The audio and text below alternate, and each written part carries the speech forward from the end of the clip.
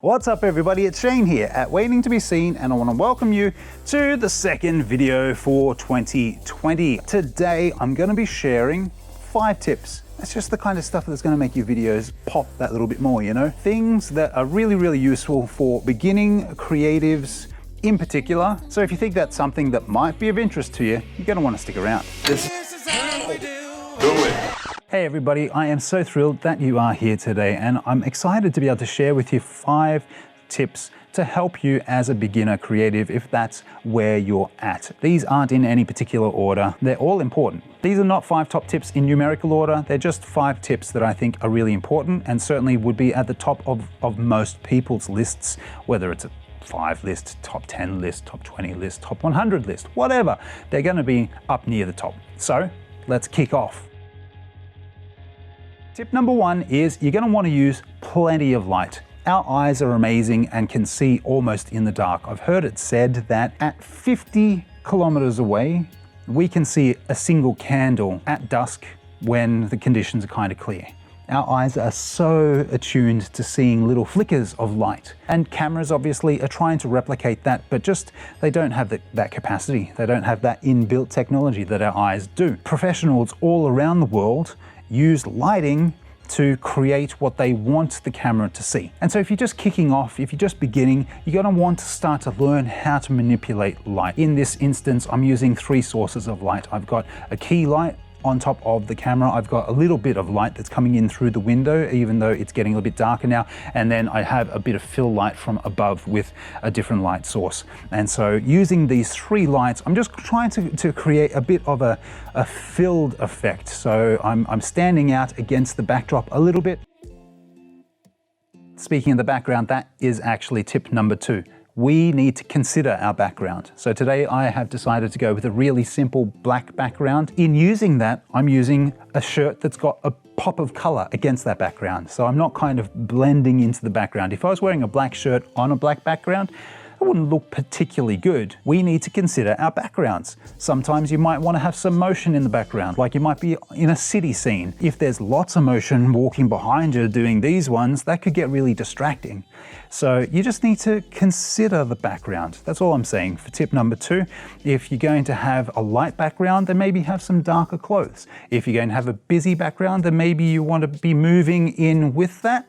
What do you think? Or do you think standing still against the movement of that background might be a better option? Let me know in the comment section down below what you think about that one. Whatever the case may be, that's tip number 2. Consider the background, guys. The biggest priority that we have as visual creatives, as strange as it might sound, is getting good audio. We are people that are listening to things all the time. We hear other people's voices, we're hearing music, we're hearing the radio, we're hearing the TV, we're hearing everything all of the time. As creatives then, it's incumbent on us to develop content that actually has good audio. And the reason why you want to have good audio is because we hear so much audio that when we hear bad audio, it's quite jarring. It doesn't matter if the content itself was absolute pure gold.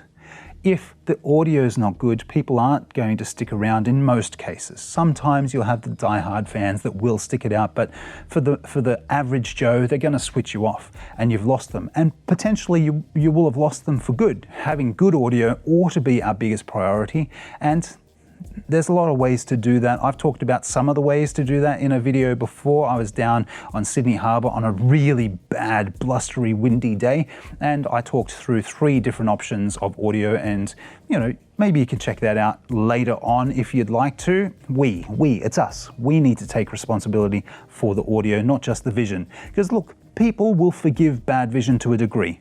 As kitschy as it might sound, we can make the visual defects that we have an effect, right? We can switch it around and go, oh yeah, no, that's actually the style that we were going for. But bad audio is bad audio, and you can't fix that unless you spend an extraordinary amount of time in post-production trying to clean it up. So it's much easier to just get good audio up front. Tip number 4 is understanding shot composition. We as visual communicators need to be able to communicate visually in a good way. There are certain rules that are used in a kind of a common sense. Things like the rule of thirds. When we understand the rule of thirds, we know how to use it, but then we can also start to think, well, I might actually break it for visual effect. Guys, I know it's not rocket surgery. We just need to have an understanding of shot composition, not just as the people that are necessarily behind the camera, but even people that are in front of the camera. One of my favorite examples is Marlon Brando in The Godfather. So if you know The Godfather, then you know his iconic body language. He understood shot composition from his character's perspective. I'm going to be doing this to, blah, blah, blah. And so he actually had cue cards for his lines placed in those spots where he would look, where his character would look. So it wasn't something that was going to distract visually from what was being communicated. It continued to enhance the shot composition. Read the funny papers.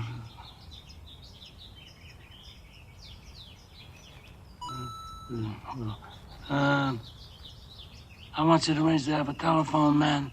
Check on the calls that go. So all I'm saying is it doesn't matter what level of competence we are when it comes to being content creators. Beginner, intermediate, advanced, flippin' Alfred Hitchcock-esque. We just need to understand shot composition and how it works and how we can then make it best work for us and the type of content that we're creating.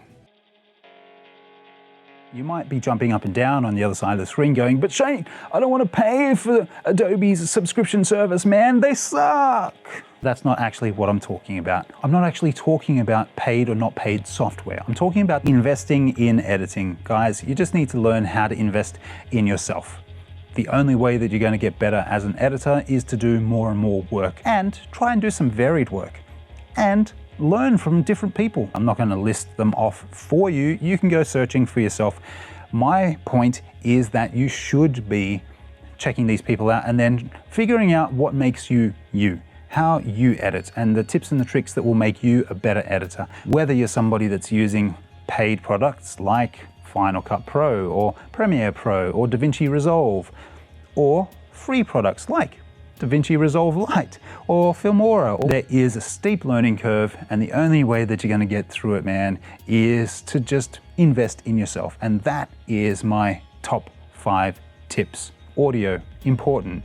Lighting, important. Background, important. Shot composition, important. And learn how to do editing and to do it really well. If you have enjoyed today's 5 tips, then click on the like button down below to let me know. I'm creating content such as this on a regular basis. Sometimes it's weekly, sometimes it's fortnightly, depending on the external work situation. So I'd love to have you on board for the journey either way. So why not consider subscribing to my channel today? Click on the big red subscribe button down below. Click on the notification bell right alongside that to join the notification squad, and YouTube, they will do the rest. They will let you know as soon as my latest content drops. Thank you so much for stopping by. This has been Shane at Waiting to Be Seen. Love you guys. Hope you have a fantastic Friday. Hope the weekend is looking brilliant and the week to come is going to be an amazing one for you. See you next time. Bye. That's gonna leave a mark. What?